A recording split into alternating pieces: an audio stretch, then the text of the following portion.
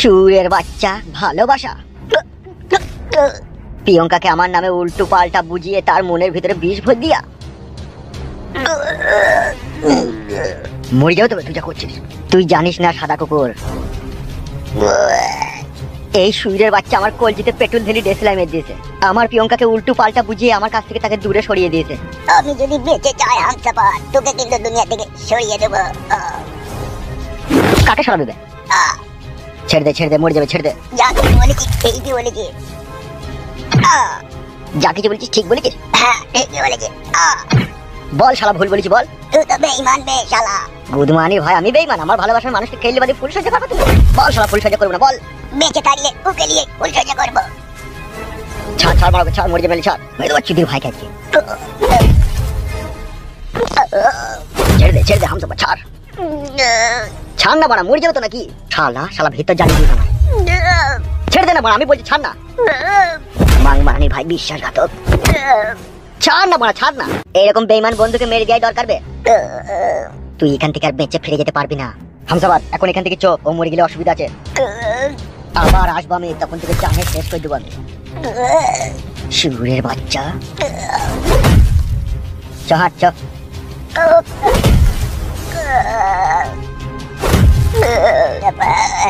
তোকে আমি ছাড়বো না।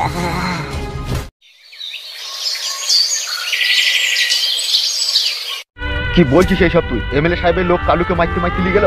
হ্যাঁ বাবা, আমি নিজের চোখে দেখেছি কালুকে কি মারলো, মেরে পা ধরে টানতে টানতে নিয়ে গেল। এমএলএ সাহেব সুরের বাচ্চা মানুষের প্রতি এত নির্যাতন করছে তাহলে? আমার মন বলছে কালুকে ওরা মেরে দেবে। বাবা তুমি যেমন করে হোক কালুকে বাঁচাও। কি করে বাঁচাবো রে মা ওকে আমি? এখন যে থানা থেকে এমএলএ সাহেবের নামে কমপ্লেইন করব সেটাও হবে না, ঘুরিয়ে আমাকেই ওরা জেলে ভরে দেবে। কেন বাবা? তারা তো আইনের লোক, আইনের লোক হয়ে আইনের কাজ করবে, তাহলে তোমাকে কেন জেলে ভরবে বাবা? তুই ওসব বুঝবি না রে মা প্রিয়ঙ্কা, তুই ওসব বুঝবি না। তুই একদম চিন্তা করিস না, আমি দেখছি কি করতে পারি। তুই বাড়িতে থাক, আমি না আসা পর্যন্ত তুই কোথাও যাবি না। বেশ ঠিক আছে বাবা।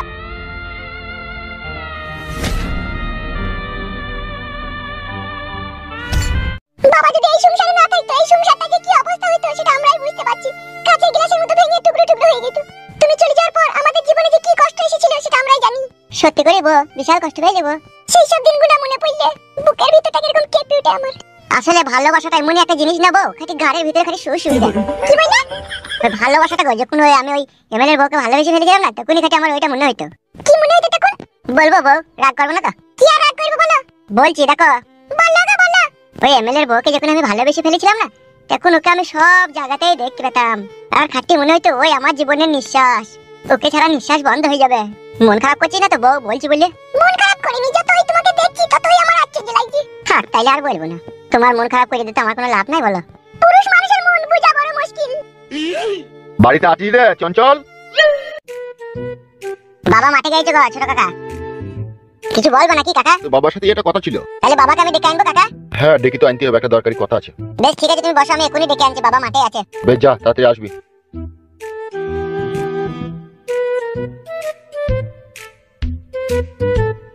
ওই জন্য ফেদাই টমেটো চাষ করতে নাই, যতই জল দেখাচ্ছি তলা দিতে নিলাই জল। এই টমেটো চাষ আর করলে হবে না, এবার লঙ্কা চাষ করতে হবে। বাবা ও বাবা। কি হলো, কি বলছিস? ছোট কাকা বাড়ি আইছে আমাদের, কিসের লেগে তোমাকে ডাকছে দেখো গা। কিসের জন্য? কি করে বলবো, পয়সা মাসে ধার নেবে মনে হয় দেখো গা। ভাড়ার ভিতরে পয়সা, পয়সা ধার বললি ধার লাই।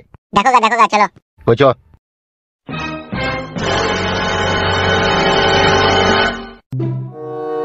একবার 3000 টাকা আমার কাছে ধার নিয়ে আমাকে নাকে কাঁদিয়েছে। এবারও যদি ও ভেবে থাকে আমি ওকে পয়সা ধার দেবো, ও ভুল ভেবেছে। তুমি দেবো না করে দেবো, পুক করে বাই করে দিয়ে দাও। এবার আর পুক করেও দেবো না, প্যাক করেও দেবো না। পয়সা নাই তা কোথা থেকে দেবো? খাটি পয়সা, পয়সা মুঝে গাঁড়ে ঝুলছে। একটু করে চা খেয়ে আসে আব্বা, তুমি বাড়ি যাক।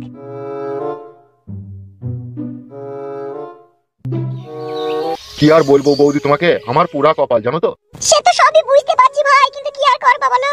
সেও তো শিয়ানা মেয়ে, তাকে যদি তুমি দু কথা বলো, সে ভরম করে যদি গলায় দড়ি দিয়ে দেয় আত্মহত্যা করে। সেই ভয়েই আমি কিছু বলি না জানো বৌদি, না হলে ও যা কাজ করেছিল অন্য বাবা হইলি না, ওকে গলায় কলসি বেঁধে গঙ্গায় ডুবি মারতো। তুমি আর দেরি করো না ভাই, এবার দেখে শুনে মেয়েটার বিয়ে দিয়ে দাও গা। সেই জন্যই তো বৌদি বড় ভাইয়ের সাথে কথা বলতে এলাম। ওই দেখো আসছে। কি ব্যাপার, কি রে, কি হয়েছে কি? শোন, তুই যার জন্য এসেছিস সেটা কিন্তু এখন এই মুহূর্তে আমার কাছে নেই। কি নেই তোমার কাছে? তুই তো টাকা নিতে এসেছিস নাকি আমার কাছে? কি আর বলবো ভাই তোমাকে, এখন চাষবাস করি, সমস্ত টাকা শেষ, আমার কাছে কিচ্ছু নাই এখন। আমি তোমাকে বললাম তোমার কাছে আমি টাকা নিতে এলাম, তুমি টাকার কথা বলছো, তাহলে কি করতে এলি বল? আমি এসেছি প্রিয়ঙ্কার বিয়ের ব্যাপারে একটু কথা বলতে। বল কি বলবি? বলতেও খারাপ লাগছে, না বললেও কোনো উপায় নাই ভাই। তা বল না, কি বল? কথা হচ্ছে আমার যে জমাই হবে না, তাকে দু চারটি লোক ধৈলি গেছে কে কাকে? প্রিয়ঙ্কার সাথে যেই ছেলেটার বিয়ে হবে সেই ছেলেটাকে কে ধৈলি গেছে? প্রিয়ঙ্কা তো এখন বলছে এমএলএ সাহেবের লোকজন এসে তাকে তুললি গেছে। তাই নাকি? এ তো মহা সমস্যার কথা শোনালি তো। সেই জন্যই আমি তোর কাছে এলাম, যেমন করে হোক ছেলেটাকে ছাড়িয়ে আনার ব্যবস্থা তো করতে হবে, নাহলে আমার মেয়েটার বিয়ে হবে কার সাথে? মেন সমস্যা হচ্ছে এমএলএ সাহেব একটা ডেঞ্জার লোক, আর সেই লোকের কাছ থেকে অত সহজে ওই ছেলেটাকে ছাড়িয়ে আনা সম্ভব নয়। তাইলে এখন কি করবো রে? সেই জন্যই তো তোর কাছে এলাম। কি হলো, কি চিন্তা ভাবনা করছিস? আমি একটা কথা বলবো ভাই তোমাকে। বলো, কি বলবে বৌদি? শোনো, এখন হুট করে কিছু কইতে যেও না, ঠিক আছে? তুমিও ফেসে যাবে, তোমার দাদাও ফেসে যাবে। 2-4 দিন যেতে দাও, কি কদর হয়েছে ভালো করে জিনিসটা দেখো, বুঝো, তারপরে তুমি যা ভালো বুঝবে তাই করবে। আমারও সেটাই মনে হচ্ছে রে। তাইলে এখন দিন পাঁচেক চুপচাপ দেখি নাকি কি কদর হচ্ছে। হ্যাঁ সেটাই দেখ। বেশ ঠিক আছে, থাক তাহলে আমি চললাম। বলছি 4টি মুড়ি খাবি? তা খেয়ে যা। না না, আমি বাড়ি থেকে খেয়ে এসেছি, তুই খেয়ে নিস। শালা ওই একটা লোকের জন্য সবাই কষ্ট পেয়েছে। দাদা শুনছো? কি বলো? মা কে লাগাইছো? চলো।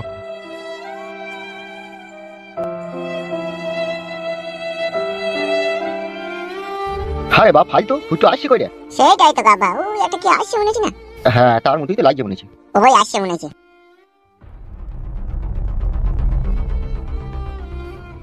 এত দেরি হলো কি ব্যাপার? তোমার লেগে কখন থেকে অপেক্ষা করছি।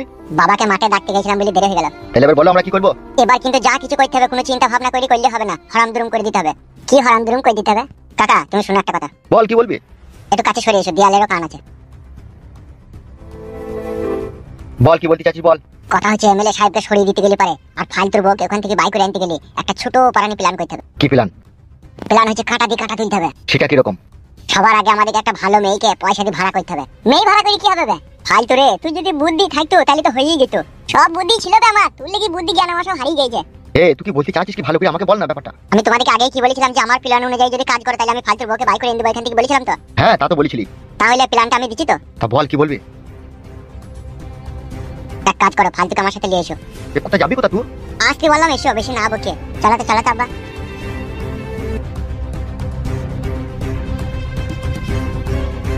লাগো বৌদি, ধরো। তুমি বিশ্বাস করো, আমার কাছে 50 টাকাই আছে। তোরা কি ভাবিস বলতো আমাকে? আমি কি বাজারের পচা সবজি নাকি, তাই 50 টাকায় তোকে লাগাইতে দেবো?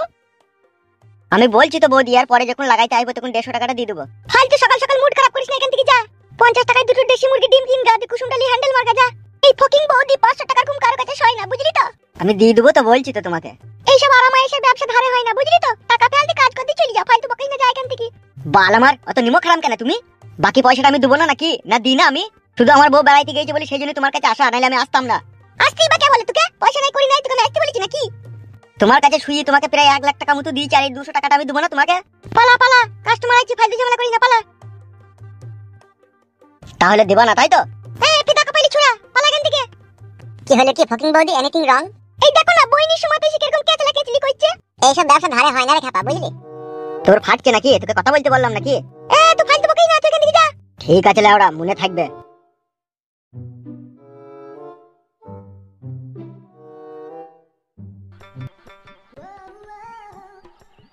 এতদিন তুমি কোথায় ছিলে? আসনি ফুটো? কেরালা গিয়েছিলাম ঢালাইয়ের কাজে। ও তাহলে তো খুব পয়সা কামিয়ে নিয়ে এইছো ওখান থেকে। মাংমানি ভাই কি মিছি কথা রে। কাজ সেরকম পাইনি তো, লোকের বিশাল চাপ। তোমরা কি তিনজনে করবে নাকি? আজকে আর করবো না, পরে একদিন করবো, কিন্তু এখন একটা বিশেষ কাজের জন্য তোমার কাছে এসেছি। আমার কাছে বিশেষ কাজের জন্য এসেছো? কিন্তু কাজটা কি ফুটো? কাজটা খুব ছোট কাজ, তোমাকে করতে হবে। এর জন্য কিন্তু তোমাকে অনেক টাকা দেওয়া হবে। কিন্তু কাজটা কি? কাজটা হচ্ছে একটা লোককে মদের সাথে বিষ খাইতে হবে। আমি পারবো না ফুটো। আমি খারাপ মেয়ে হতে পারি, কিন্তু মানুষকে মারতে পারবো না। এইসব কাজ আমার দ্বারাই হবে না ফুটো। তোমরা তিনজন চাইলে আমাকে উল্টি পাল্টি ফিরিতে করে এখান থেকে যেতে পারো, কিন্তু আমি কাউকে মারতে পারবো না। শোনো ফকিং বৌদি, ভালো মানুষকে মারতে বলিনি তো তোমাকে, একটা খারাপ মানুষকে মারতে বলছি। আমি পারবো না গো ফুটো, তুমি মাফ করো আমাকে। দেখো ফকিং বৌদি, আমার কথাটা শোনো। তুমি যদি এই কাজটা করো, তোমাকে ক্যাশ টাকা 90,000 টাকা দেবো আমি। 90,000 টাকা? কি চিন্তা করছো?